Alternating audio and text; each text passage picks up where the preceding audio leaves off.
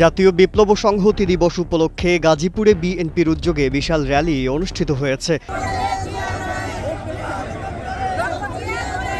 বৃহস্পতিবার শ্রীপুরের বেড়াইদেরচালা এলাকায় বিএনপির সহ স্বাস্থ্য বিষয়ক সম্পাদক অধ্যাপক ডাক্তার এস.এম. রফিকুল ইসলাম বাচ্চুর নেতৃত্বে এ র্যালি হয়।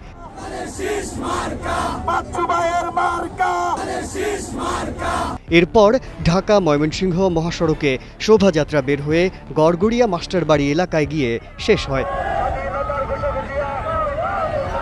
র্যালিতে শ্রীপুর উপজেলা বিএনপির আহ্বায়ক আব্দুল মোতালেব, পৌর বিএনপির আহ্বায়ক হুমায়ুন কবির সরকার, সদস্য সচিব বিল্লাল হোসেন ব্যাপারী, এস.এম. মাহফুজুল হাসান হান্নান সহ ছাত্রদল, যুবদল ও কৃষক দলের নেতাকর্মীরা উপস্থিত ছিলেন।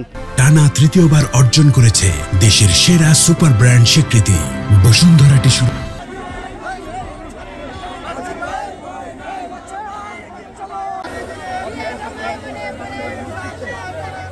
বাচ্চু ভাইয়ের মার্কা শীষ মার্কা।